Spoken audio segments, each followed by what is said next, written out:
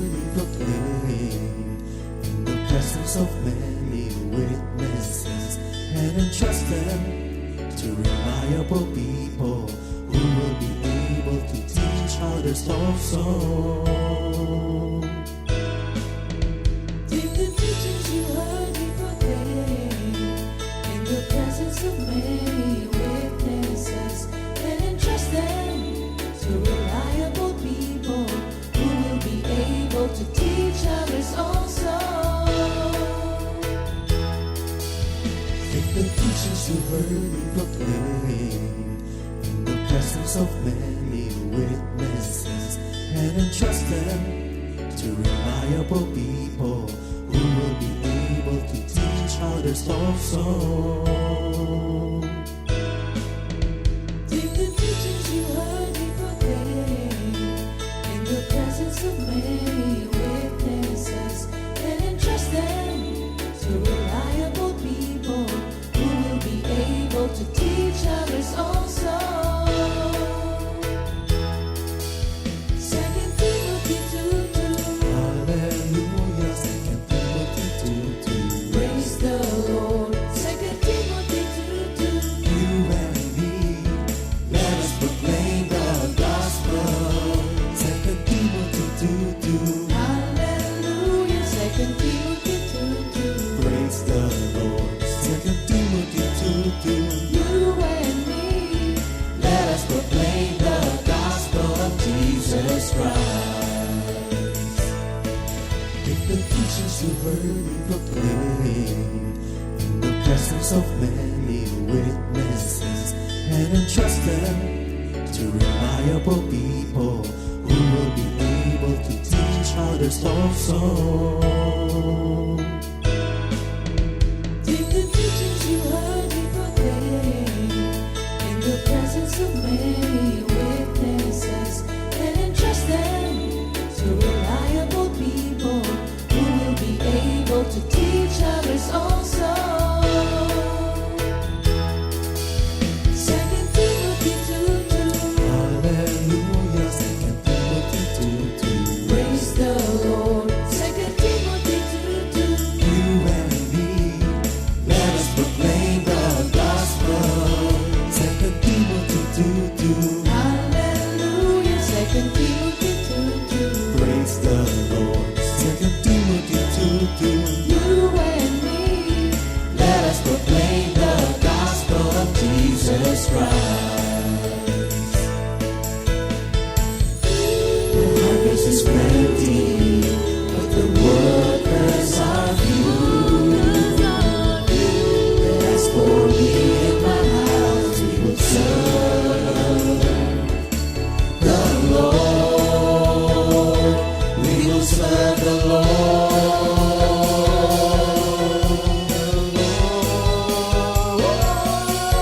2 Timothy 2:2. Hallelujah. 2 Timothy 2:2. Praise the Lord. 2 Timothy 2:2. You and me, let us proclaim the gospel. 2 Timothy 2:2. Hallelujah. 2 Timothy 2:2. Praise the Lord. 2 Timothy 2:2. You and me, Let us proclaim the gospel of Jesus Christ. 2 Timothy 2:2. Hallelujah. 2 Timothy 2:2. Praise the Lord. 2 Timothy 2:2. You and me, let us proclaim the gospel. 2 Timothy 2:2. Hallelujah. 2 Timothy 2:2. Praise the Lord. 2 Timothy 2:2. You and me, let us proclaim, live up His name, delighting the Lord for His goodness. Let us proclaim, live up His name, delighting the Lord for His goodness. Let us proclaim, live up His name, delighting the Lord for His goodness. And He's God.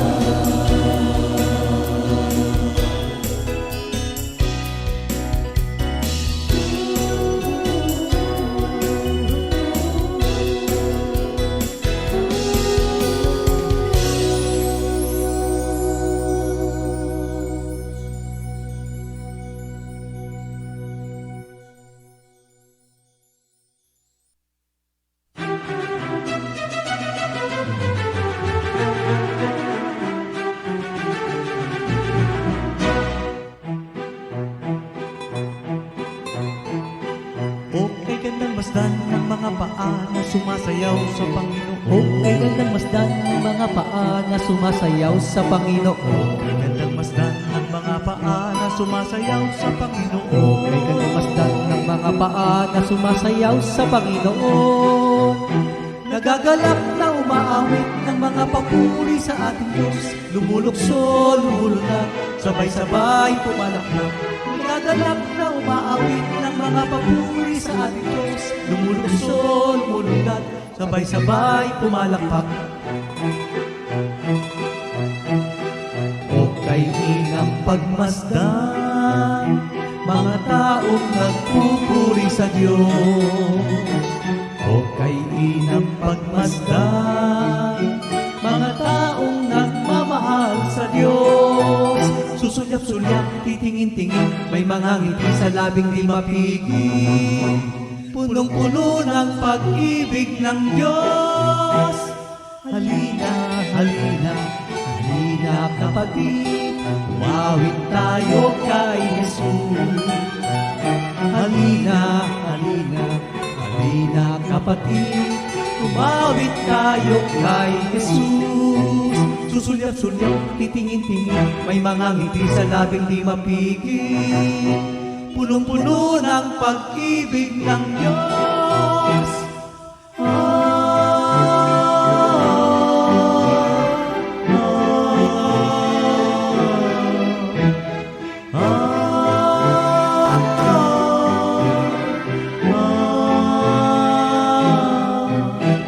Punong-puno ng pag-ibig ng Diyos.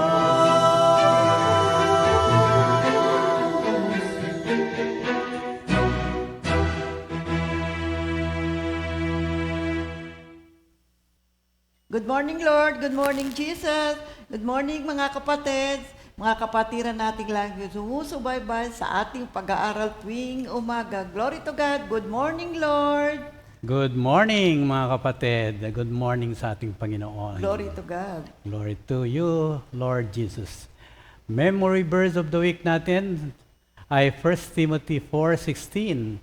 Take heed to yourself and to the doctrine, continue in them. For in doing this, you will save both yourself and those who hear you. Okay. Sa Tagalog version. Sa Tagalog version, mga kapatid, unang Timoteo 4:16, ingatan mo ang iyong sarili at ang iyong pagtuturo. Manatili ka sa mga bagay na ito sapagkat sa paggawa nito ay maliligtas mo ang iyong sarili at ang mga nakikinig sa iyo. Glory to God. Glory Opening to God. prayer. Diyos amang dakila, narito po kami, taglay-taglay ang kapangyarihan ng banal na Espiritu na binigay mo sa amin upang kami maging victorious sa lahat ng aming gagawin.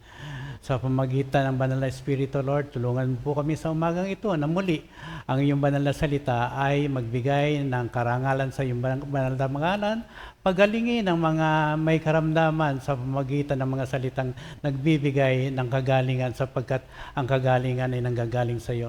Muli mangusap ka sa umagang ito, ang lahat po kami ay makikinig sa iyong mensahe at bigyan mo po kami ng karangalan sa pamagitan ng pagbibigay ng iyong salita na may kapangyarihan sa pangalan ng aming Panginoong Hesukristo. In Jesus' name we pray. Amen. Glory to God. Magandang umaga po sa ating Panginoon at sa ating lahat, sa lahat po ng mga kapatiran na lagi pong sumusubaybay sa ating pag-aaral dito sa GMA. Glory to God. Ang ating pag-aaral ngayong umaga ay tungkol sa kapayapaan ng Diyos or the peace of God. At narito po ang ating Bible verse sa Philippians 4:7 at saka John 14:27. Oo. Pilipos 4:7, at ang kapayapaan ng Diyos na hindi kayang maunawa ng tao ang siyang mag-iingat sa inyong puso at pag-iisip dahil sa inyong pakikipag-isa kay Kristo Jesus. And the peace of God which transcends all understanding will guard your hearts and minds in Christ Jesus. John 14:27, peace I leave with you, my peace I give you. I do not give to you as the world gives. Do not let your hearts be troubled and do not be afraid. Okay, pagpalain ang pangalan ng Panginoon sa pagbasa ng kanyang mga banal na salita. pag-aaral po natin ay tungkol sa kapayapaan ng Diyos. Alam nyo, kailangan ho nating lahat itong kapayapaan, yung peace. Kasi pag tiningnan mo ang buong mundo, talagang makikita mo kung gaano kalaki ang kapayapaan. Dito lang sa bansa natin, mga kapatid. Kaya pag-pray ho natin, pag-pray tayo for the world at pag-pray natin lalo na yung ating bansa. At ano ba ang sinasabi ng Biblia tungkol sa kapayapaan? Sinulat ni San Pablo dito sa Romans 5:1. Kaya't yamang tayo ay inaring ganap sa pamamagitan ng pananampalataya, tayo sa Diyos sa pamamagitan ng ating Panginoong Hesukristo, para sa mga naglagay ng kanilang pananampalataya kay Lord Jesus, nagtiwala sila kay Lord, at sa kanyang kapalit na pagbabayad sala sa krus, yung kanyang sakripisyo na ginawa sa krus, ang mga nanampalataya, nagtiwala, tumanggap kay Jesus ay binigyan ng kapayapaan at pagkakaisa sa Diyos. Kaya ito ang dahilan kung bakit ang ating si Lord Jesus, the Prince of Peace. Kaya itong kapayapaang ito na tinutukoy ni Jesus ay nangangahulugan ng kapahingahan, katahimikan, ngunit hindi ibig sabihin ay kawalan ng problema. Ngunit ito ay umiiral sa kabila ng problema. Maski meron kang mga negative situations, meron kang kapayapaan. So ang kapayapaang ito ay nagtutulak sa lahat ng mga pangyayari sa ating buhay na tayo ay kalmado. Ano man ang dumating sapagkat meron tayong Diyos na kasama sa ating buhay. Sa John 14:27, ang kapayapaan ay inaalok ng mundo ay may kondisyon. You see, yung kapayapaan that the world offers is conditional. Kung maayos ang lahat at mapanatili mo ang isang tiyak na pamantayan ng pamumuhay, maaari mong matamasa ang marupok na kapayapaan, circumstantial and external. Pero yung kapayapaan na inaalok ng ating Panginoong Hesukristo ay hindi ito panlabas lamang. Ito ay sumisibol sa ating kalooban dahil sa ating pagsunod kay Lord Jesus. At ito ay ma-access natin anuman ang mangyari sa ating buhay. Kaya ano bang sinasabi sa atin nitong Philippians 4:7? Una-una, kunin natin yung praise na the peace of God. Nung sinabi ni San Pablo, peace of God, ito ay tinutukoy niya yung kapayapaan na nagmumula sa ating Diyos. Hindi ito isang bagay na ginanap natin o ginawa lang natin, mga kapatid. Kaya importante na maunawaan natin na itong kapayapaang ito ay ibinibigay ng Diyos sa sino mang tao na nananangan sa Kanya, nagtitiwala sa Kanya. Ito po ay sa ating saloobin at ito ay ibinibigay ng Diyos sa mga nagtitiwala sa Kanya. Kaya sa ating buhay, mahalaga na ang kapayapaang ito ay ating i-treasure sapagkat ito ay bigay sa atin ng ating Panginoon. Oo. May mga Bible verses pa rin na nagsasabi tungkol sa kapayapaan. Yung pong binasa natin sa John 14:27, Jesus promises, ganito po ang kanyang sinabi, "Peace I leave with you, my peace I give to you." Kaya tandaan po natin, itong kapayapaan na ibinibigay ng Diyos ay sa Kanya lamang manggagaling. He is the source. Yes, the source is always the Lord. At pagdating dito sa Roma 5:1, nire-remind tayo na have peace with God through our Lord Jesus Christ. A settled relationship na establish niya sa cross, mga kapatid, no? At sa Isaiah 26 verse 3, the Lord says, will keep in perfect peace the steadfast mind. Ibig sabihin po, yung pong kapayapaan na ito is unshakable. Maring dahil tayo ay sabi nga natin, mahina lamang ako, so at ang kaisipan ko ay hindi kaisipan ng Diyos, tandaan po natin, yung kapayapaan na binibigay ng Diyos ay nandito na. Tanggapin natin ito, mga kapatid, at malalaman natin na ang kapayapaang ito ay magdudulot sa atin ng isang kapayapaan na mula sa Diyos na walang makakasagabal sa ating buhay. Oo, nung tinanggap na kasi natin ng ating Panginoong Hesukristo, ito po ay isang at unang biyaya na ibinigay niya sa ating lahat. Dahil kasi, nung tayo ay nabubuhay pa sa kasalanan, magulo ang buhay, hindi Yes. galig.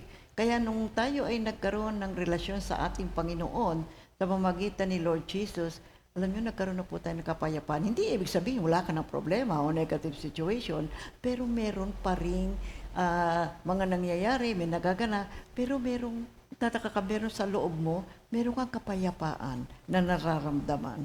Okay, kaya in verse 7, and the peace of God which passeth all understanding, ano naman ibig sabihin nito? Ito pong kapayapaang ito ay higit pa sa kung ano ang nasusukat ng lohika ng isang tao. No? Ang kapayapaang ibinibigay ng Diyos ay dumadaloy mula sa pakiramdam ng kanyang pinakamabait na presensya. Ibig sabihin, nagdudulot ito ng kapayapaan na hindi minsan nating maunawaan. No?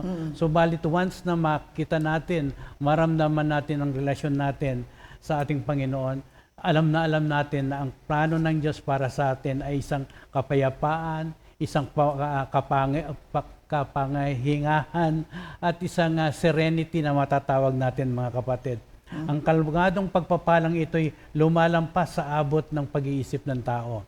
Malalaman lamang natin ito sa magitan ng panloob na karanasan ng pananampalataya. Ito yung tinatawag nating transformative power of faith, mga kapatid. Dito rin sa Ephesians 20, mga kapatid, unto Him that is able to do exceedingly abundantly above all that we ask of Him, ibig sabihin po nito, mga kapatid, si Lord, kapag tayo po ay nananalangin, ang una niyang binibigay sa ating kapayapaan. Kasi kaya tayo nagpipray, kasi meron tayong ligali, meron tayong iniisip, hindi, di ba, nangguguluhan tayo. So when we come to the presence of God, unang ibibigay niya kapayapaan, at baka kapag patuloy na tayo sa ating panalangin, sa ating buhay, nakakayanan natin anuman yung buhay na dumadaan sa ating buhay.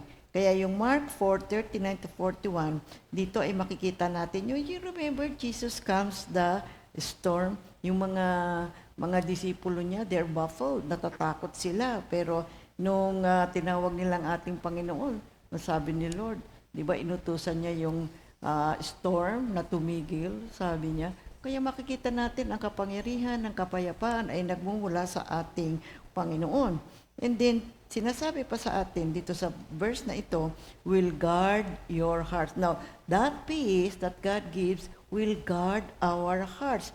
Guard is a military term para sa garrison. Dito ay sinasabi na ang kapayapaan ng Diyos ay harang yan. Pinuproteksyonan tayo. We are being protected. God's peace stands sentry over our inner life. Kaya iingatan ng kapayapaan ang iyong puso, ang iyong isipan, sa pamamagitan ni Kristo Jesus. Magbabantay sa iyong puso. See? Kapag nandiyan si Lord Jesus, umaasa po tayo, mga kapatid. Ano man yung ating mga negative situations, nariyan po ang ating Panginoong Hesukristo upang tayo po ay bantayan at wag tayo talagang ligalig na ligalig. Meron talaga mga tao dahil kasi kapag talagang matindi naman talaga ang kanilang suliranin o mga hinaharap sa buhay, talaga namang matindi rin ang ligalig. Ngunit kay buti ng pag-ibig ng ating Panginoon, tayo ay kanyang binabantayan. At para tayo po ay hindi maging sobrang ligalig sa ating buhay at maramdaman natin, maranasan natin ang dakilang kapayapaan ng ating Diyos. So, peace shall guard. So, yung kapayapaan. You see, this is a verbal paradox na peace shall guard. Ibig sabihin, yung kapayapaan ay magbabantay sa iyong puso at sa iyong isipan. Kaya ang kapayapaan ng Diyos na nananahan sa puso natin, sigurado at mapagkakatiwalaan nating babantayan ang ating puso, lalong-lalo na sa mga gawa ng kaaway. Kailangan pong paalisin yan at huwag nang babalik sa ating puso. Kaya kapag may kapayapaan tayo sa ating kalooban, kakaiba na po ang damdamin natin. Lumalayas po yung mga kaaway at yung mga bagay, mga situations nagbibigay sa atin ng kaguluhan sa buhay natin. Kaya ito po ay sumusuot hanggang sa kalooban ng ating puso, sa loob at kalooban ng ating kaisipan, mga kapatid. Kaya ito po ay matatanggap natin sa pamamagitan ng ating pananampalataya at dahil sa pag-ibig ni Kristo para po sa ating lahat. Kaya makikita natin na tupad at totoo, tinutupad ng Diyos at totoo ang kanyang pangako. Kasabi niya, ang kapayapaan ay iniiwan ko sa inyo. Ang aking kapayapaan ay ibinibigay ko sa inyo. Kaya tanggapin natin, mga kapatid. So the peace of God will guard our hearts. Yung Proverbs 4:23, it commands us to guard our hearts, for everything you do flows from it. So, napakahalaga niyan, mga kapatid. Ingatan ng iyong puso sapagkat ang lahat ng iyong ginagawa ay nagmumula sa iyong puso. So, dito naman sa Colossians 3:15, ay hinihimok tayo na hayaan na ang kapayapaan ni Kristo ay maghari sa ating puso. Manalangin tayo. Ano ba ang mga situations natin sa ating buhay? Do we need peace? Oh yes! Every day, napakabuti kung may kapayapaan tayo sa pang-araw-araw at makakaraos tayo, magagampanan natin ng maayos ang mga pinagagawa sa atin ng ating Panginoon. Sa awit 27 verse 1, si David, wala siyang takot. Alam niyo kung bakit? Sabi niya, si Yahweh ang muog ng aking buhay. So, ibig sabihin, sa kanyang puso, malalim ang kanyang pananampalataya, malalim ang kanyang pagtitiwala sa Diyos. Kaya wala siyang takot. Anong nagaganap sa puso pag walang takot? May kapayapaan, di ba? And so, will guard our hearts. Your peace will guard our hearts. So, paliwanag mo, ano nga ibig sabihin nitong Will Bible guard verse? our minds naman ngayon. Oo. Una, Will the guard- peace will guard our hearts. Ngayon naman, will guard our minds. Okay. When you say mind, ito yung thinking, ito yung pag-iisip natin. No? Romans 8:6, ang sabi diyan, ang pagsunod sa hilig ng laman ay naghahatid ng kamatayan, ngunit ang pagsunod sa Espiritu ay nagdudulot ng buhay at kapayapaan. Kapatid, pag gumawa ka ng hindi ang isang bagay na ginawa mo na hindi naaayon sa kalooban ng Diyos, di ba may takot ka? Hindi ka mapakali. Naku, baka mahuli ako. Uneasy ka. Oo. So, nagugulimahanan ka. Pero kapag ikaw ay gumawa ng katotohanan na ayon sa katotohanan ng Diyos, di mo wala kang takot. Hindi nyo ba napansin, mga kapatid? Kaya itong Roma 8:6 ay sinasabi sa atin na ang isang Kristiyano na binago ng katotohanan ng salita ng Diyos, isinusuko niya ang kanyang sarili sa Espiritu. Kapag pinamumunuan na tayo ng Espiritu, nararanasan na natin ang buhay na may kagalakan, kapayapaan, at iba pang bunga ng Espiritu. Ngunit kapag pinamamahalaan tayo ng laman, umaasa lang tayo sa sarili nating lakas, pangunawa at yung mapagkukuhanan natin na sariling kalooban natin o sarili nating kayod. No? Hindi lamang ito ginagawang pong imposibleng makamit ng pare-parehong kapayapaan, ngunit sa huli ay humahantong din sa pagkawasak, mga kapatid. O kapag hindi ka sumunod kay Lord. Oo. Kasi wala kang kapayapaan eh. Kasi alam nyo, ang peace, ito po ay nakabubuti din sa ating kalusugan. Yes. Kaya kapag ka talaga namumuhay ka sa laman, ito ang sinasabi sa atin ng Romans 8:6. Kaya kapag ang buhay mo ay ayon sa hilig ng laman, you will be destroyed. That's why peace is very important in our lives. Nagbibigay ito sa atin kalmadong buhay. Yes, Okay. Ito pa, yung Roma 12:2, no? Calls for the renewing of the mind. God's peace is part of that renewal. Kapag tayo ay may kapayapaan, nire-renew po ang ating pag-iisip. Kailangan mabago ang isip mo. Kasi usually, ang tao, warrior talaga ang tao eh. Diba? Warrior. Kaya dito sa Romans 12 verse 2, ay hinihimok tayo, renew mo, baguhin mo kaisipan mo, magkakasakit ka lang talaga. Hindi totoo talaga yun.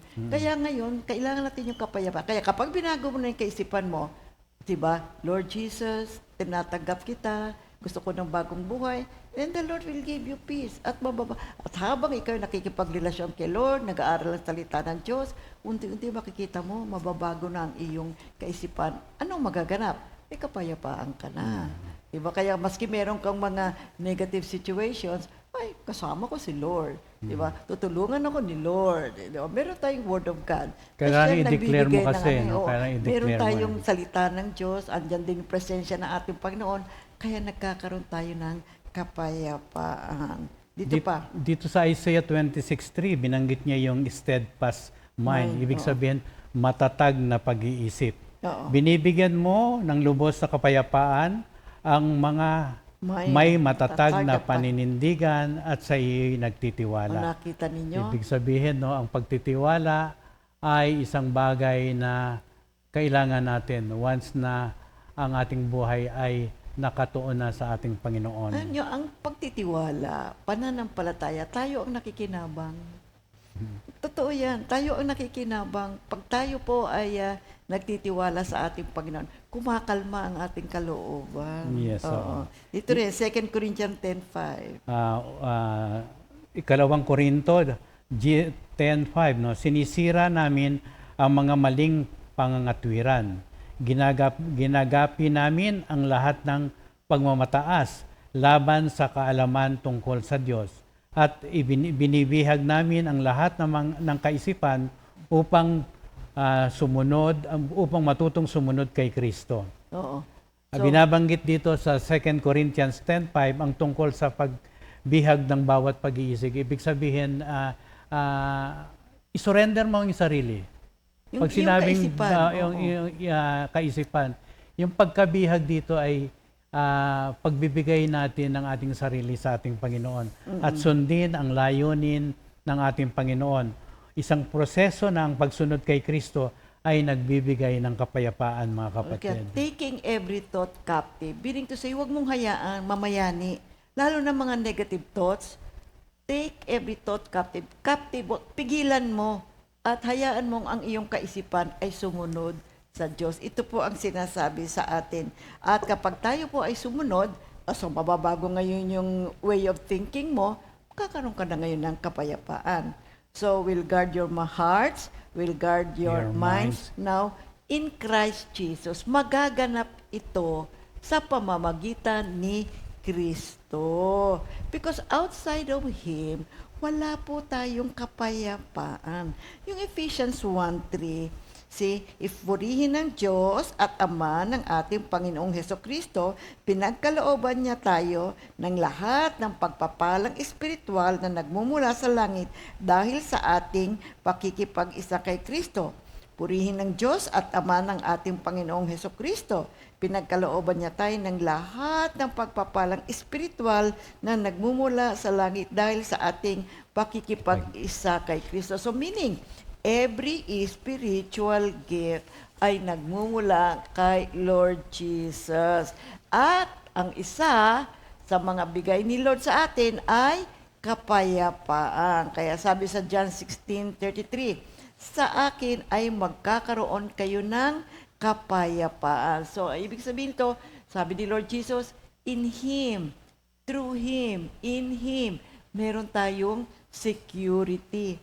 Galatians 2:20, kaya hindi na ako ang nabubuhay ngayon, kundi si Kristo na ang nabubuhay sa akin. At ang buhay ko ngayon sa katawan ay ikinabubuhay ko sa pamamagitan ng pananampalataya sa anak ng Diyos na nagmahal sa akin at nagandog ng kanyang sarili para sa akin. So meaning to say, yung buhay natin ngayon, nakatago kay Kristo. We are now in Christ. Nakaangkla na ang ating puso at isipan sa loob ng tagumpay ni Lord Jesus. God is victorious, Jesus is victorious, and because we are in Him, we have peace, we have security. Kaya itong Philippians 4:7 ay nangangako na ang mismong kapayapaang tinatamasa ng Diyos ay nagiging buhay na bantay sa ating damdamin, sa ating puso, sa ating kaisipan. At ang kapayapaang ito ay hindi maaalis ng anumang katwiran, kapagkat ito ay nararanasan nating mga mananampalataya na humahanap ng kapahingahan sa pamamagitan ng ating Panginoong Hesukristo. And if we are in a healthy relationship with our God, makikita po natin, mararamdaman natin na yung kapayapaang yan ay gumagana o aktibong kumikilos sa ating buhay. Kaya nga sabi ni Kristo sabi ko sa inyo in Him, in me, you have peace. Kaya sinulat ni San Pablo ang sulat na ito sa mga Philippians mula nung siya ay Filipos. nakakulong. Mm-mm. Pero throughout the ministry of St. Paul, marami po siyang mga dinanas na paghihirap, Oo, nandun binato, oo, sinaktan, binugbog. shipwrecks, gutom. Pero nung sinabi niyang, the peace of God was beyond understanding, alam niyo ang ibig niya sabihin? Alam niya kung ano ang kanyang dinanas. At alam din niya kung anong ibig sabihin ng kapayapaan despite of the many negative troubles na kanyang dinaanan. You know, yung happiness in the world, iba ho yan sa kapayapaan na bigay ng ating Panginoong Heso Kristo. Yung happiness in the world,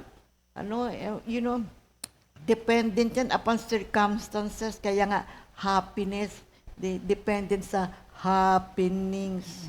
Pero so, kung masaya at maganda ang happenings, happy ka. Paano kung negative at mahirap ang situations, di ba? So, makikita natin. Kaya yung suffering ni Paul, ito po, naranasan niya. Kaya nung sinasabi niya na the peace of God is beyond understanding, alam niya. Alam niya kung ano ang kanyang sinasabi. At nakita niya na yung katapatan ng Diyos, ay naghahatid ng kapayapaan in the midst of negative situations, in the midst of, di ba, maraming mga trials and sufferings na nararanasan. Ikaw kapatid, anong dinaras mo ngayon? Namimighati ka ba? Nalulungkot ka? Ano ang dinadaanan mo ngayon?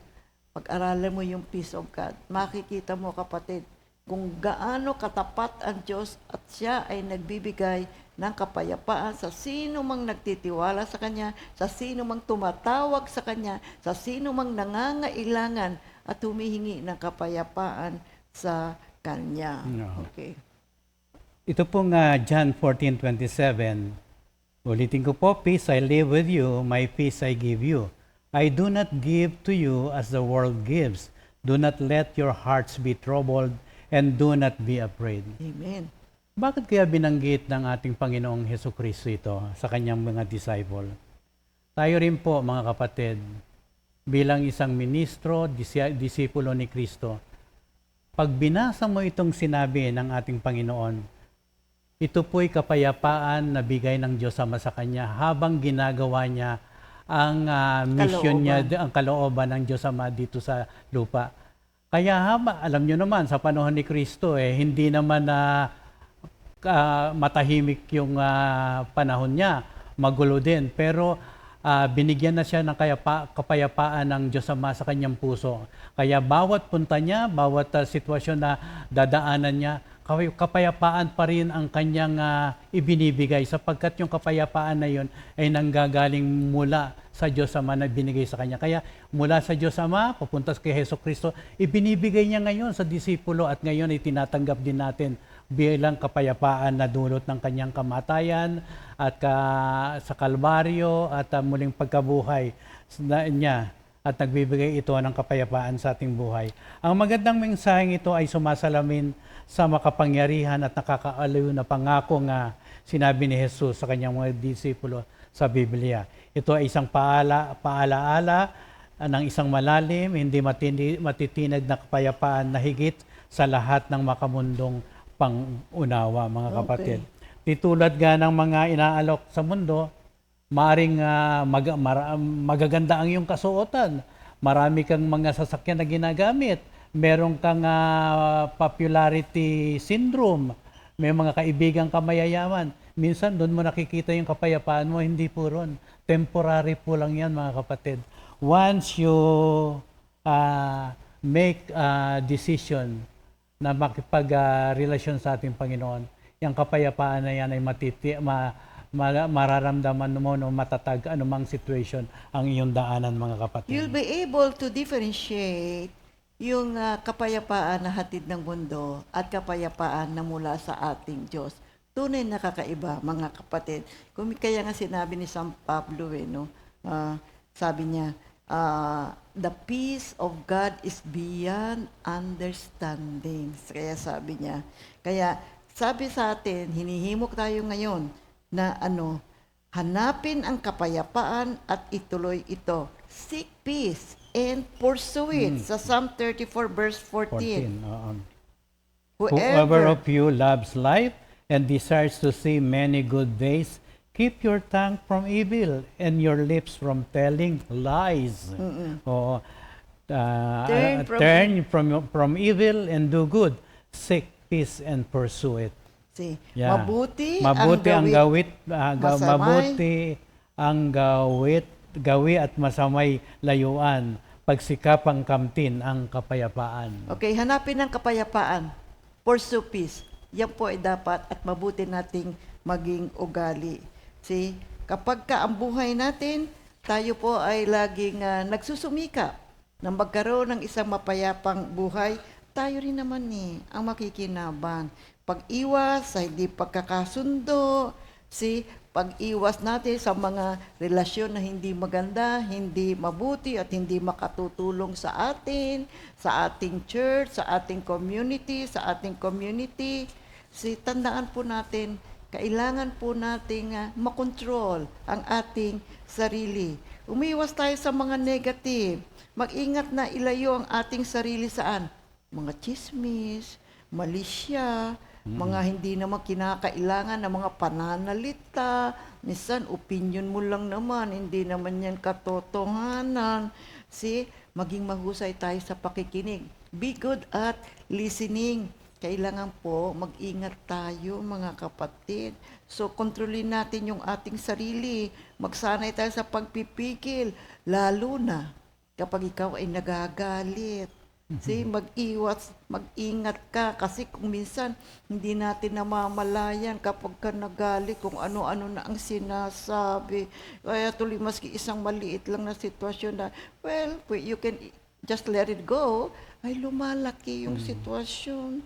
So what is God telling us? Be a peacemaker. Yes, You see? oo. Practice restraint. Oo. You see? Especially dito po sa ating tang, no?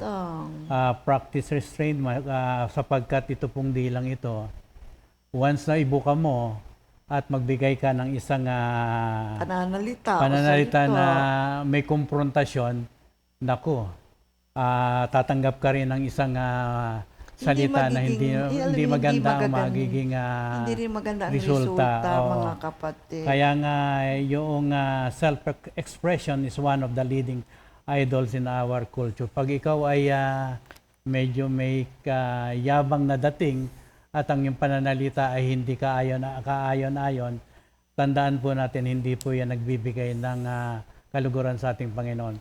Pag sinabi mong peacemaker, lagi po nating tandaan nang ang isang peacemaker ay Naghahatid oo, ng kapayapaan. no. Ibig sabihin nakikinig ka muna kung anong sinasabi niya. Kung ito'y makakatulong upang ang kapayapaan ay magdulot ng isang napakagandang sitwasyon, sundan mo kaagad. At bigyan mo ng kahulugan yung kapayapaan na binibigay niya. Huwag ka nang makipagtalo, mga kapatid. Okay, James 1:19, let every person be quick to hear, slow to speak, slow to anger. Alam nyo, ang sinasabi nga sa atin, alam nyo, hinihimok tayo, mga kapatid. Lalo na kung minsan merong confrontation. Well, you don't need to unload everything. So what does it mean? Kasi kung minsan, if you are on a negative emotion, ang dami mong nasasabi, right? And then later on, you get to be sorry for what you have said. Kaya ingat tayo. We have to be restrained. Well, kasi sometimes we are tempted to unload. But when you are a peacemaker, you control yourself, di ba? Hold back. Kasi you have to recognize the problem and tandaan natin, ipag-pray natin ang ating mga situations. Well, there are some prostrations along the way, there are some disappointments, there are some complaints. Mag-ingat po tayo mga kapatid at manalangin tayo. Minsan, if you are to really open your tongue or even your mouth, well, instead of saying something negative, well, sabihin mo na, praise the Lord. Di ba? Sabihin mo na lang, thank you, Lord. Ganun na lang. And pag sasabihin ka pa, glory to God. So, yun po ay nakakapag-ingat tayo mga kapatid. So, una, be a peacemaker. Ikalawa, trust God to the injustice that you have suffered. Yes, marami pong nakararanas yan, mga kapatid. No? Magtiwala lang po tayo sa ating Panginoon. Kumbaga, panapanahon, lilipas din yan. No? Hindi naman laging ganyan ang sitwasyon natin. Kaya Sa nga buhay. pinapaalala sa atin yung unang Pedro 2:19 na ang isang tao ay nagtitiis ng mga kalungkutan habang nagdurusa ng hindi makatarungan. Subalit ang Diyos na nakatingin sa atin, hawak-hawak tayo. Tandaan po natin, sa buhay natin, makakaranasan ng kalungkutan, nagmumula sa pag-aalipusta, minsan bibigyan tayo ng pagbawalang bahala, masakit na salita nagmumula sa mga ibang tao. Tandaan po natin, kung ito po'y nakakapinsala sa atin, huwag manahimik na lang tayo. Bigyan natin ng kahulugan ang pagkakatawag sa atin ng ating Panginoon. Bigyan natin ng isang matagumpay na kalusugan ng ating body, soul, and spirit sapagkat yun ang gusto ng ating Panginoon sa ating buhay. Okay. Kapag nagdusa ka, totoo naman mga kapatid, lahat naman tayo nakakaranas ng negative situation sa buhay. Diba? Iba't iba yan. Lahat tayo iba-iba. Ano ang dapat na maging response natin mga kapatid? Maglalangin tayo at ibigay natin sa Diyos yung mga injustice na ating nararanasan. Oo, totoo talaga. Meron diyang mga tao na magsasalita at walang katigil-tigil na paninira para lang maitaas ang kanyang sarili at ibaba yung iba. Meron talagang mga taong ganyan. Marami yan mga kapatid. At yan ay nararanasan ng marami ring mga tao. So magtiwala na lang tayo sa ating Diyos kung ano man yung mga injustice na yan, matatapos din yan at kikilos ang ating Panginoon. Tandaan natin, ang ating Lord Jesus ay tumanggap din po ng mga alipusta. Nagdusa din siya. So, sa mga hindi makatarungang mga pagkilos ng kanyang mga kaaway. Kaya, walang sinuman ang napinsala o binaliwala, you see, na hindi po tinulungan ng ating Diyos. Lahat yan ay sinalo, tinulungan, iniligtas ng ating Panginoon. Kaya nga tawag kay Lord Jesus, si Savior, tagapagligtas. Siya ang dakilang tagapamayapa, the great peacemaker. You see, kaya sinabi sa atin ni San Pedro, sa paraan ng pagtitiis ni Lord Jesus, sa kasamaan at kawalang katarungan, ginawa niya yon, tiniis niya yon, para po tayo ay mailigtas sa kasalanan. Okay, mga kapatid. So, una, be a peacemaker. Pangalawa, trust God. See, pagkatiwala natin sa Diyos, yung mga injustices, yung mga wrongdoings na ginagawa sa atin, kung nakakaranas ka man yan, kapatid. Ikatlo, entrust ourselves to God. 2 Peter 2:23. Meaning, tingnan natin ang Diyos. Fix our eyes on our Lord Jesus Christ. Instead of vindicating ourselves, bigay natin sa ating Panginoon. Si Jesus, dinala niya ang ating mga kasalanan. Inabsorb niya ang hirap, ang sakit. You see? So, ganyan din po. Kasi alalahanin natin, ang ating isipin na ang ating Panginoong Jesus ay nagdusa man din. Kaya sinasabi sa atin ni Peter na inendure ni Lord Jesus yung mga evils and injustices committed against Him. So, He is our great example. At sundan natin ang kanyang mga yakap. Kaya si Lord Jesus, the great peacekeeper, alam niya kung paano magkaroon ng kapayapaan at ang yan ang nais niya para po sa ating lahat na tayo po ay mamuhay na may kapayapaan. May kapayapaan tayo sa ating relasyon sa Diyos, kapayapaan sa ating kapwa, relasyon natin sa ibang tao, at kapayapaan din sa ating sarili. Magtiwala tayo sa Diyos, sa outcome ng lahat ng ating pinagpipray sa Kanya. You see, lahat naman po yan ay alam ng ating Panginoon. Alam nyo, yung Israel, sila din, akala nila yung kapayapaan, basta lang bigay ng Diyos sa kanila. Ganoon ba? Na wala na silang dapat gawin. Meron po tayong dapat gawin din, mga kapatid. Kailangan ipulso natin ang kapayapaan. Huwag ka na yung ikaw yung nag-uumpisa ng kaguluhan. But rather, we have to be peacemakers. Yan, ang kapayapaan ay biyaya ng Diyos, bigay ng Diyos. So, wag natin itong abusuhin. Ito po ay ingatan natin, i-treasure natin. Napakahalaga talaga ng kapayapaan. At alam ho natin yan. Relationship natin sa ating kapwa, relationship sa opisina, relationship sa churches, relationship sa barangay, relationship sa kapitbahay. Marami, kailangan po, napakaganda ng situation kapag ang relationship within that area ay mayroong kapayapaan. Napakaganda, napaka-healthy. Di ba mararamdaman mo na talaga naman nagiging magaang ang buhay. Kasi kapag kami kaguluhan, mabigat eh. Ikaw mismo nabibigatan ka, hindi ka rin naman makatulog. Kaya alam mo si David, tinuruan sila. David ay naging isang mabuting halimbawa din. Kaya sinasabi niya, kaya dapat kayo sikapin ninyo na magkaroon kayo ng kapayapaan sa inyong buhay. Kasi si Haring David, marami rin kaguluhan sa kanyang buhay. Pero meron talagang kumisan, meron tayong mga behaviors, meron tayong mga attitudes na kung saan yung kapayapaan ay nawawala. Kasi kaya unless alisin natin at iwasan natin yung mga hindi magagandang sitwasyon o negative situation sa buhay natin, alam nyo, hindi po tayo talaga magkakaroon ng kapayapaan. At ang isang paraan talaga niya, sumunod kay Kristo eh. Alalahanin, i-remember, ipamuhay ang kanyang mga pagtuturo sa ating lahat. Kaya dito sa 1 Peter 3:10-12. Unang Pedro 3:10-12, encourage po tayo bilang isang simbahan na we should live in harmony. Ayon sa nasusulat sa 1 Peter 3:10-12, ang mga nagnanais ng payapa at saganang pamumuhay, dila nila pigilan sa pagsasabi ng kasamaan. Ang anumang panganlilinlang at madayang pananalita sa kanyang mga labi ay di dapat mamutawi. Ang masamay iwasan na, at ang gawin ay ang tama, at ang laging pagsikapan ay buhay na mapayapa.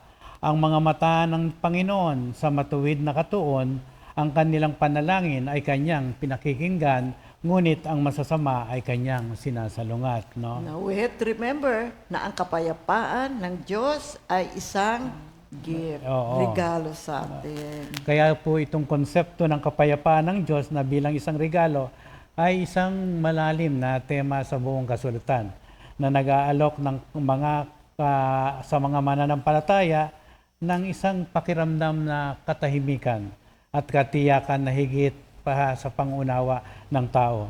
Ang kapayapaan ito, mga kapatid, ay hindi lamang kawalan ng kaaway, katunggalian, kundi isang malalim na pakiramdam ng kagalingan at pagkakasundo na nagmumula sa tamang kaugnayan sa Diyos. Ito ay isang banal na kaloob na ipinagkakaloob sa mga nagtitiwala sa Kanya at naghahanap sa Kanyang presensya. Alam niyo ba na ang salitang community, madalas nating marinig yan, no? Community, komunidad. Community means come in unity. Hindi niyo ba napansin, mga kapatid? Kaya once na tayo mananampalataya, isang komunidad, isang community, we always come in unity, mga kapatid. No? Kaya ito pong kapayapaan na isang regalo mula sa Diyos ay ibinibigay sa atin ng ating Panginoong Hesukristo. Kapag ikaw ay binigyan ng regalo, di ba nakatutuwa rin na magbigay ka ng isang regalo. Kung binigyan ka ng katahimikan bilang isang regalo, ibalik mo din sa mga tao. Ibigay mo rin, sa mga tao upang maranasan nila rin ang kapayapaan na binigay sa iyo ng ating Panginoon.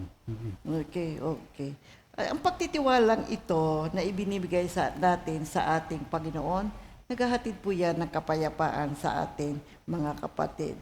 Kaya huwag nating kalilimutan ang isang mabuti, mahusay at malusog na relasyon sa ating Panginoon. Sapagkat si Lord Jesus, nasa Kanya, He is the source of peace. In John 16:33, I have told you this, so that in me you may have peace. In this world, you will have trouble, but take heart, I have overcome the world. So hindi kailanman ay sinasabi ni Lord Jesus na hindi ka na makakaranas ng negative situations o mga pagsubok o kahirapan. Bagkus, sinihikaya niya tayong tumingin sa Kanya. Fix our eyes on our Lord Jesus Christ. Magpasakop tayo sa kapangyarihan ng ating Panginoon. Sa pamamagitan ng pananampalataya, ilagay natin yung ating pag-asa kay Lord Jesus. Sapagkat si Lord ay matagumpay, tayo rin ay mayroong katagumpayan. And because Jesus is peace, and so we have peace. Kaya yung Hebrew word para sa peace ay shalom, na sumasaklaw sa pagkakumpleto, kapakanan at pagkakaisa.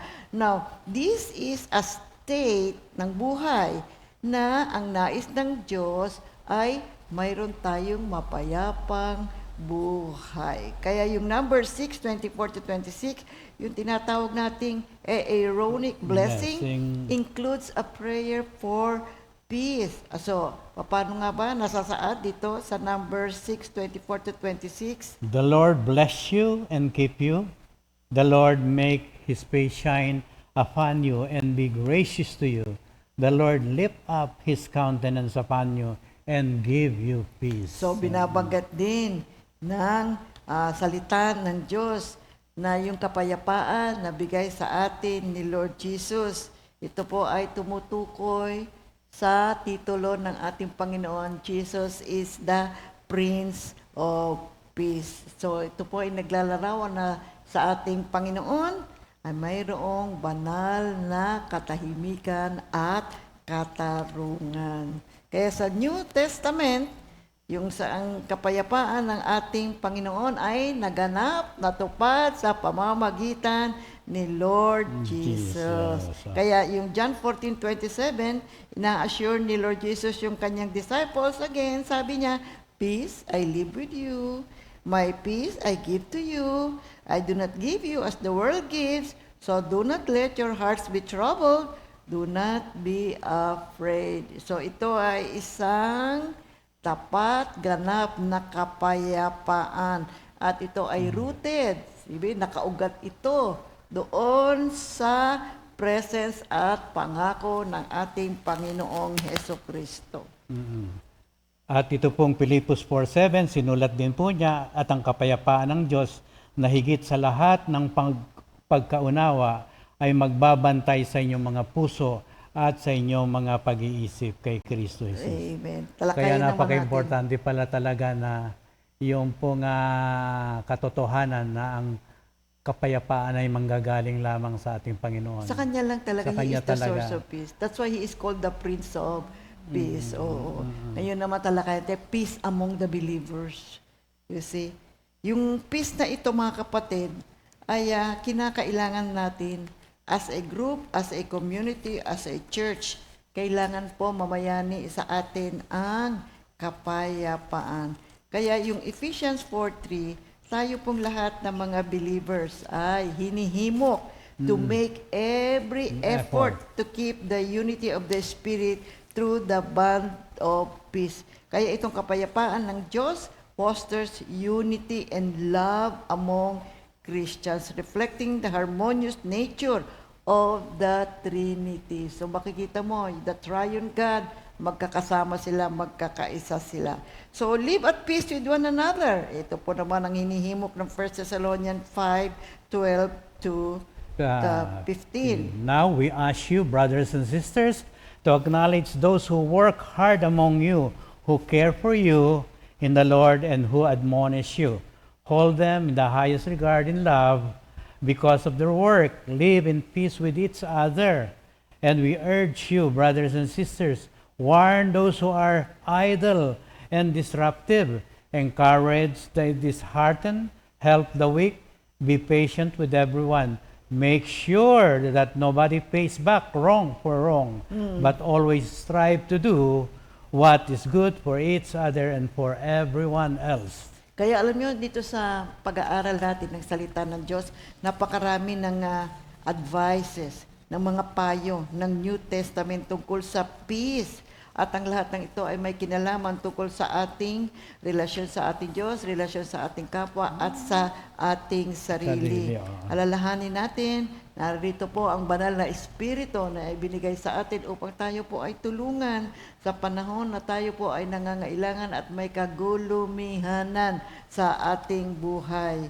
Kasi hindi po tayo maaaring mamuhay ng payapa sa isa't isa kung hindi po talaga tayo iiwas, kontrolin natin, iwasan natin yung mga negative at magtiwala tayo sa ating Diyos at nariyan ang banal na Espiritu upang tayo po ay gabayan araw-araw.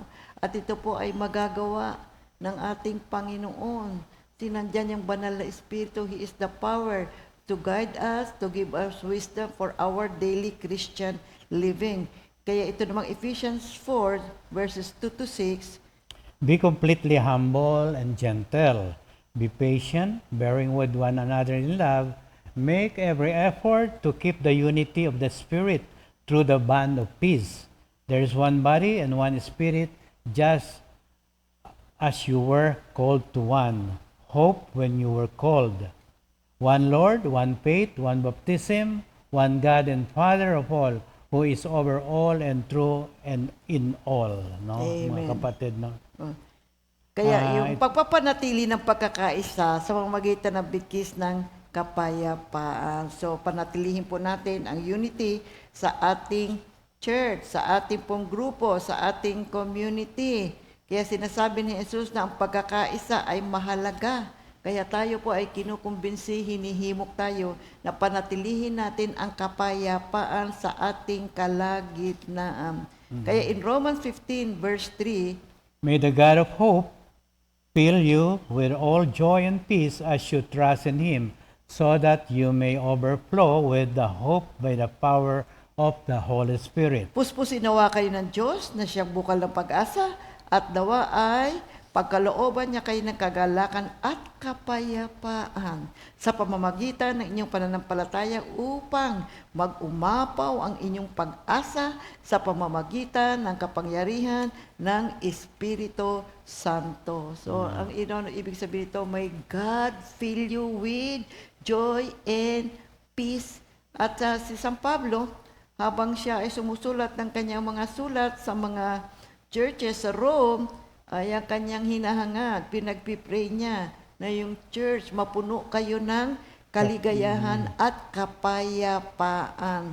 Kasi mahalaga po ito, kaya tayo rin, meron tayong mga dinadalang mga tao, meron tayong pinagpipray. Let us pray for one another, let us pray for others, na sila man ay makatanggap ng kapayapaan at kaligayahan na nagmumula sa ating Panginoon. So, ngayon naman, kapayapaan sa gitna ng mga pagsubok. Kanina, kapayapaan among the believers.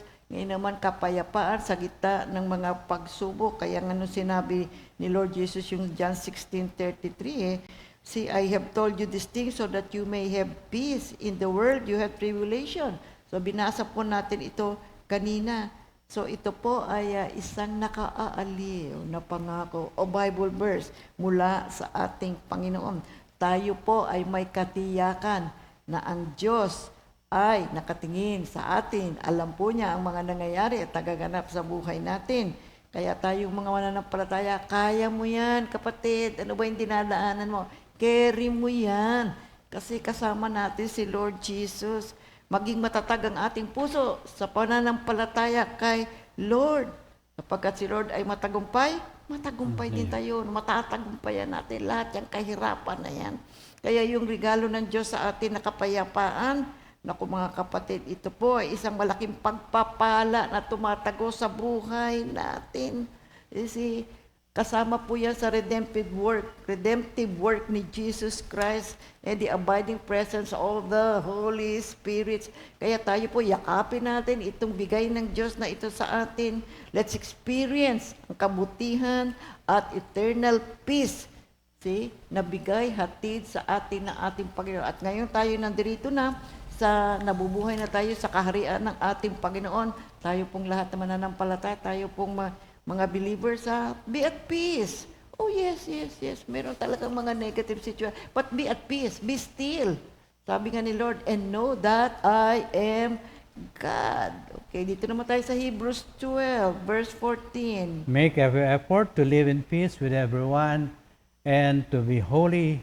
Without holiness, no one will see the Lord. Sikapin ninyong magkasundo ang lahat at magpakabanal sapagkat hindi ninyo makikita ang Panginoon kung hindi kayo mamumuhay ng ganito. So mga kapatid, hinihikayat tayo ng manunulat ng Hebreo. Gawin natin ang lahat sa abot ng ating makakaya upang mamuhay tayo ng may kapayapaan. At kung may nakikita tayong mga tao na nagkukos ng disunity, nagkukos ng kaguluhan, ay alam po natin lahat yan, marami yan.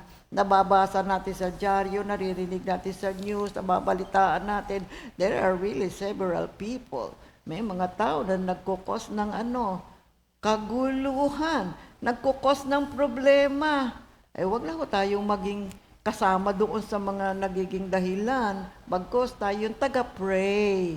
Pag-pray po natin sa sila, mga kapatid, para hindi naman po lumaki ang mga ganyang klaseng negative situation sa ating pong kapaligiran. Kaya sabi nung Philippians 4:6-7, Huwag kayong mabalisa tungkol sa anumang bagay, ngunit sa bawat sitwasyon, sa magitan ng panalangin at pagsusumamo na may pasasalamat, ay hiharap ang inyong mga kahilingan sa Diyos, at ang kapayapaan ng Diyos na higit sa lahat ng pagkaunawa ay magbabantay sa inyong mga puso at sa inyong mga pag-iisip kay Kristo Jesus. So ano ba ibig sabihin na meron tayong kapayapaan?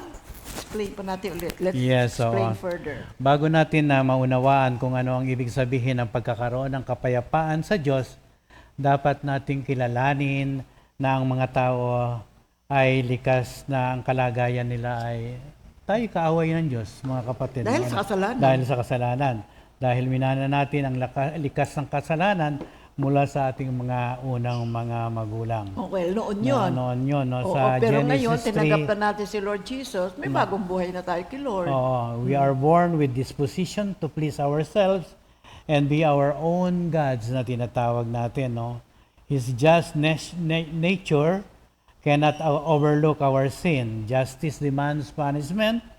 Romans 3:23 and Romans 6:23, we cannot create peace with God because our best efforts on our best day are nothing but filthy rags compared to His holiness. Isaiah 64:6.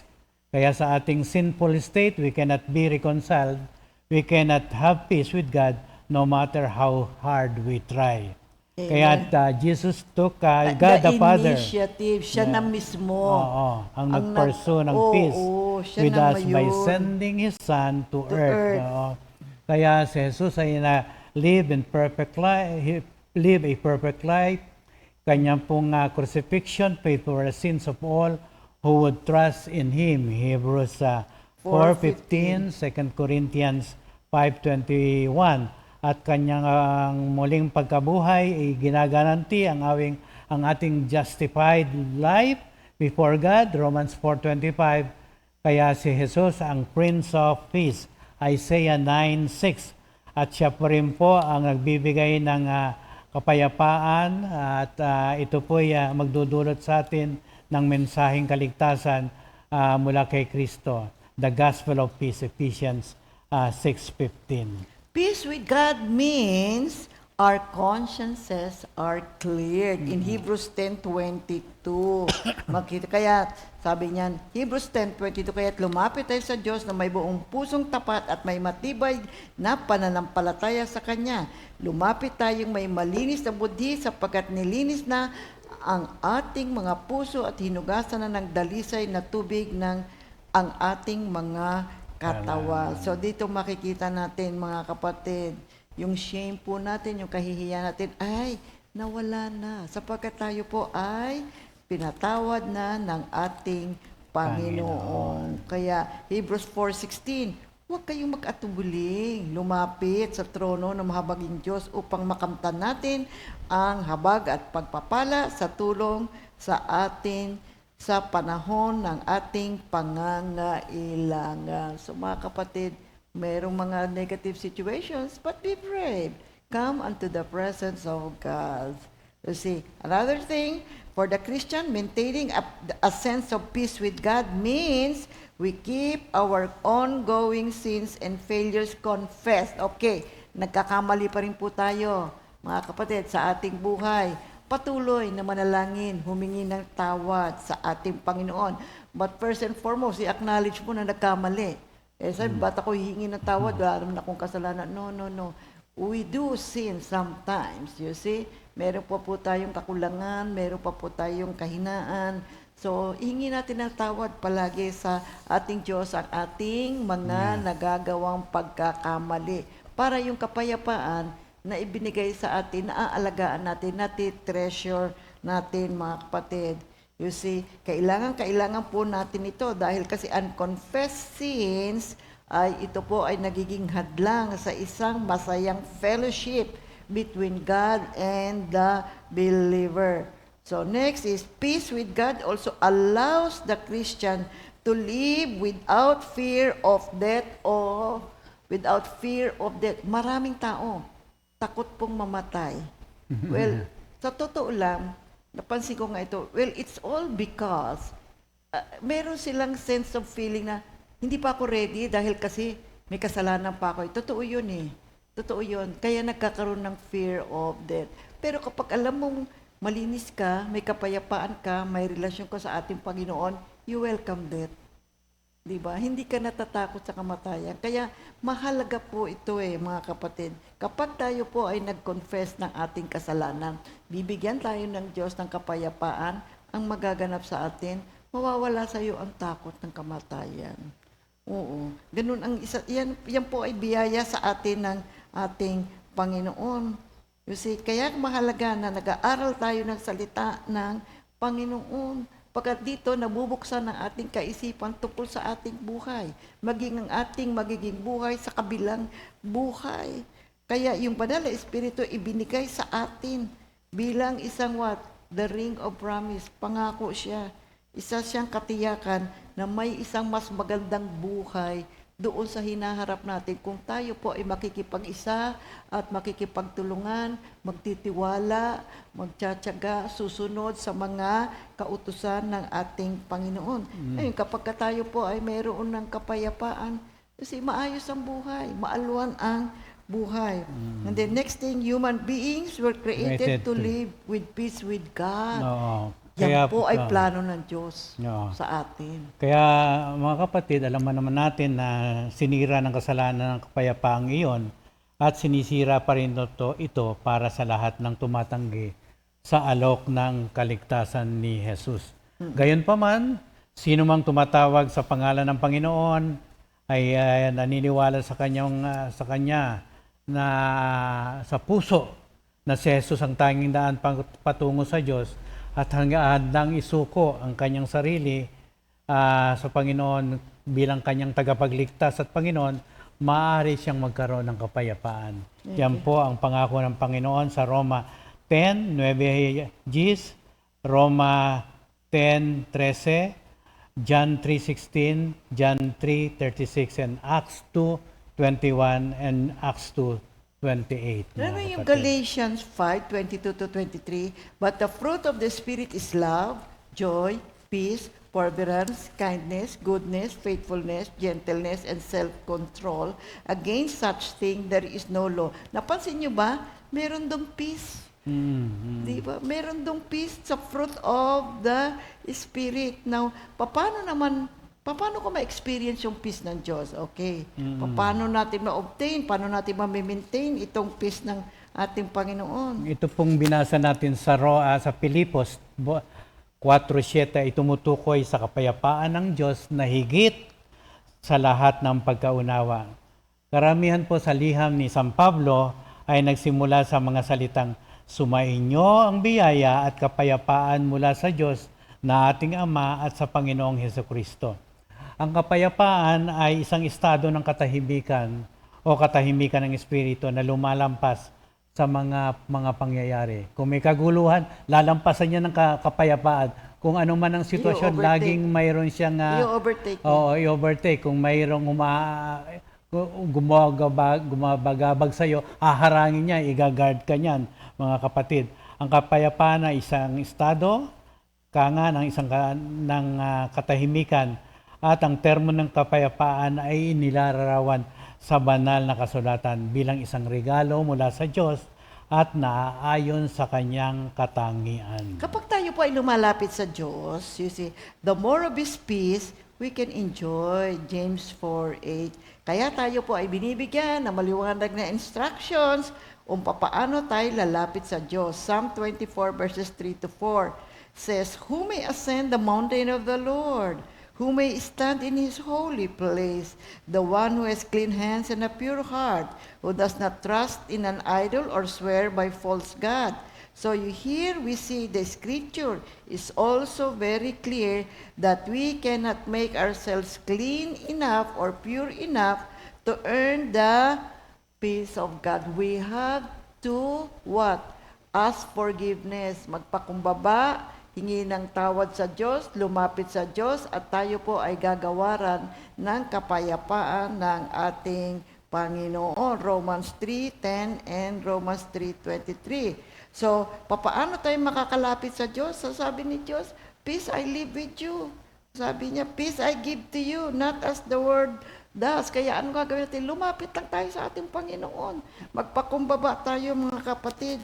Kaya yung kapayapaan na nagmumula sa paglilinis ng ating budhi ay lumalago habang tayo po ay nakikipagrelasyon sa ating Panginoong Diyos. Lalago at lalago tayo. Kaya 2 Peter 1:2, "Naway bigyan kayo ng Diyos ng higit at higit na biyaya at kapayapaan habang lumalago ang inyong kaalaman sa Diyos at kay Jesus na ating Panginoon." Kapag lumago tayo sa pag-unawa sa lalim at kayamanan ng pag-ibig ng Diyos sa atin, sa Ephesians 3:18-19 and Romans 8:38-39, ang ating isipan at espiritu ay magsisimulang magpahinga sa kanyang kapangyarihan at karunungan. At magsisimula tayong maunawaan natin ang mga pagkilos ng Diyos sa ating buhay at mararanasan natin, wow, maski pala ako merong mga negative situations,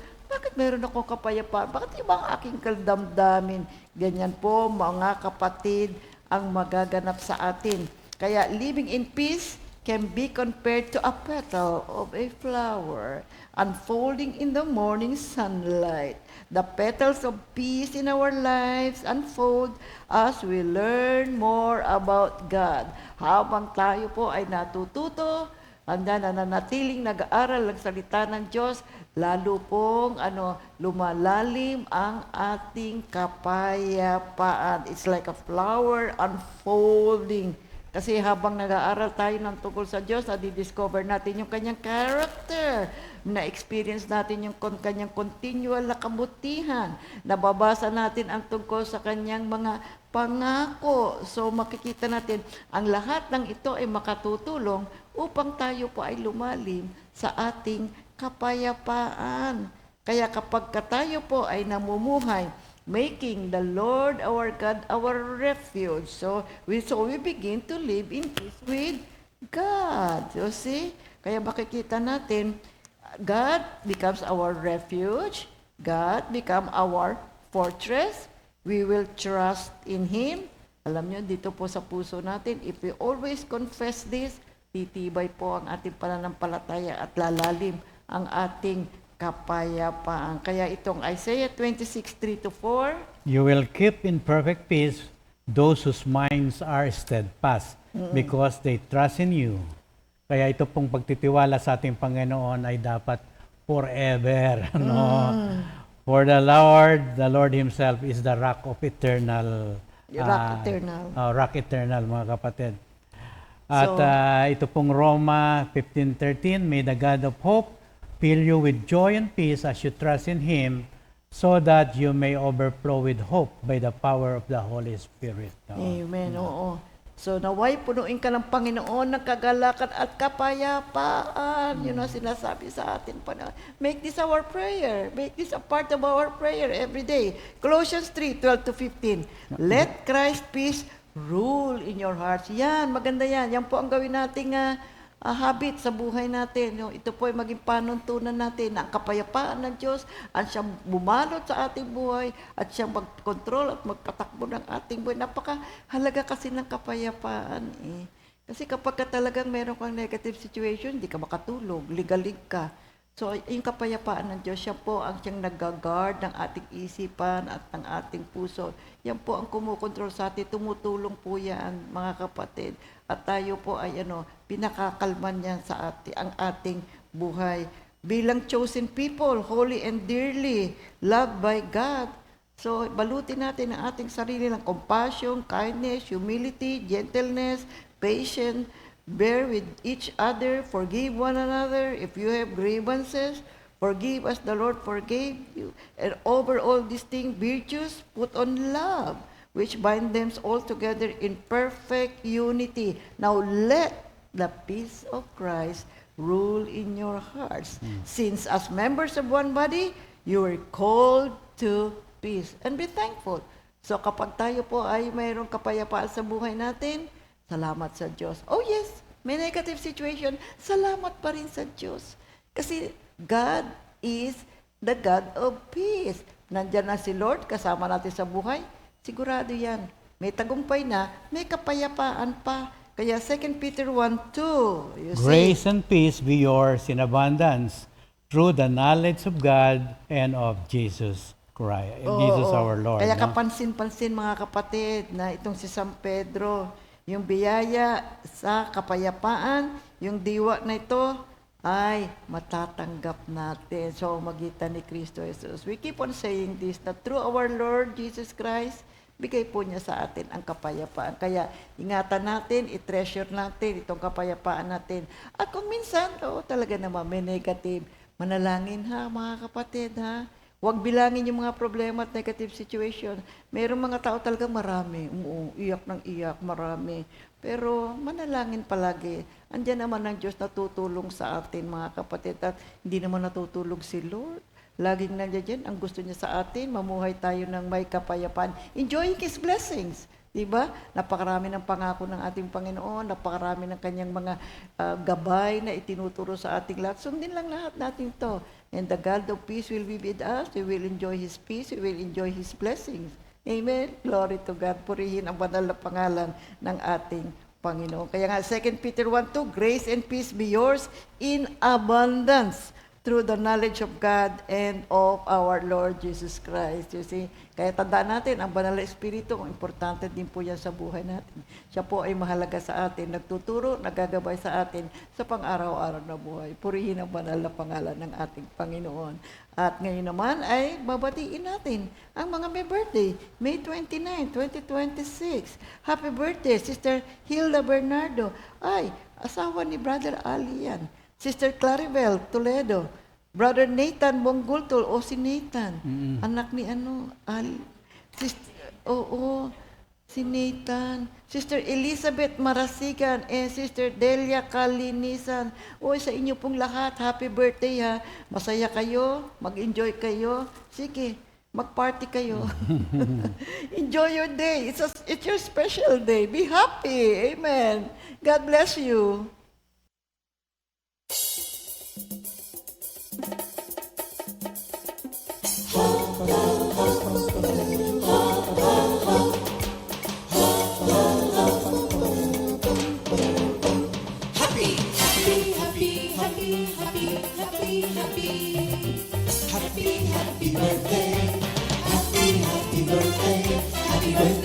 Happy birthday to you. Happy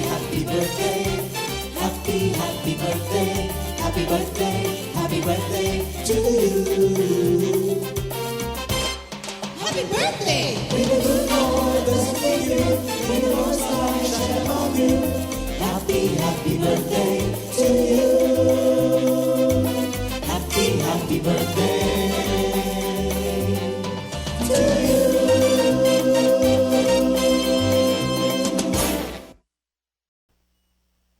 Glory to God, hallelujah, purihin ang banal na pangalan ng ating Panginoon. Salamat po sa pagbibigay niya ng pagkakataon upang tayo po ay mag-aral ng kanyang banal na salita.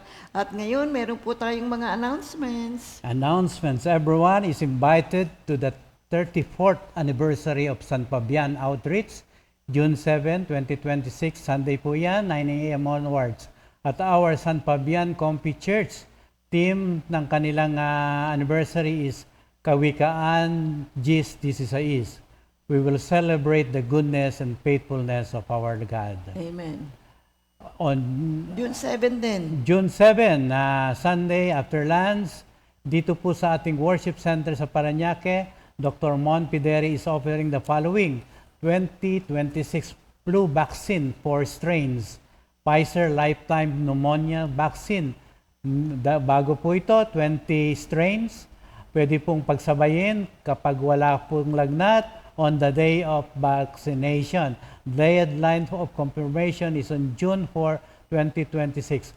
Ang bayad po on the day of vaccination. For further details, inquiries, and confirmation, kindly coordinate with Sister Jam Mercado via Facebook Messenger. Okay, purihin ang banal na pangalan ng Panginoon. Repeat new song of the week, Our Father, composed by Sister Seni Radam.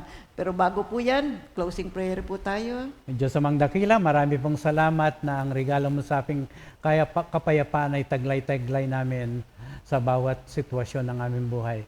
Kaya pagpalain po ninyo ang bawat isa sa amin at patuloy niyo po kaming ingatan upang ang kapayapaang ito ay lalong mamunga pa ng kapayapaan at magbigay sa amin ng katahimikan, body, soul, and spirit.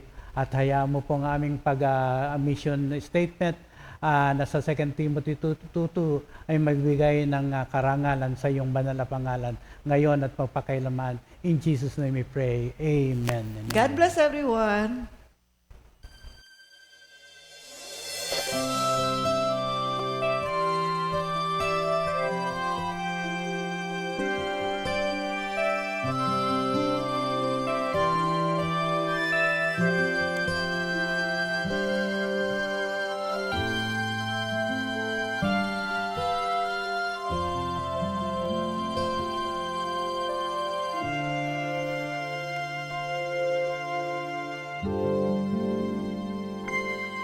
Our Father, who art in heaven, hallowed be thy name. Thy kingdom come, thy will be done on earth as it is in heaven. Give us this day our daily bread, and forgive us our trespasses, as we forgive who trespass against us. And lead us not into temptation, but deliver us from evil. Amen. For thine is thy kingdom, and the power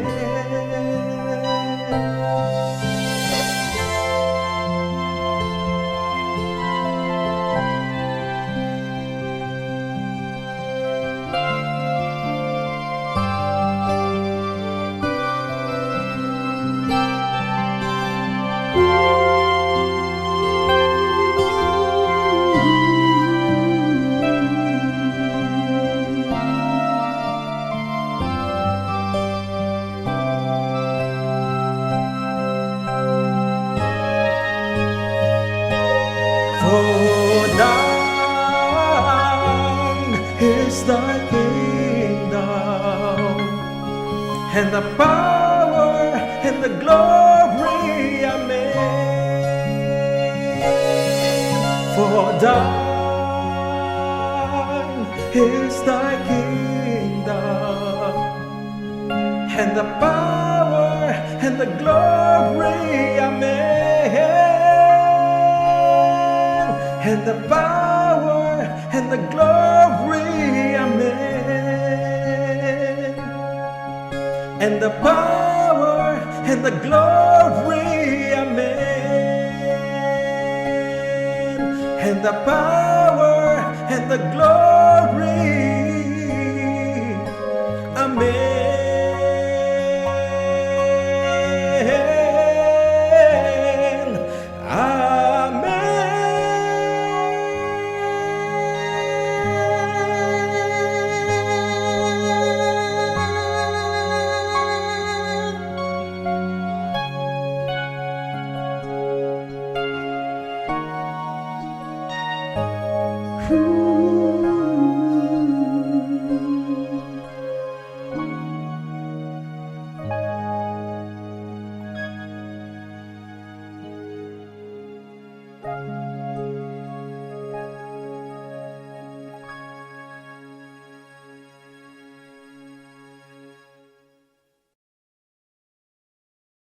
Second Timothy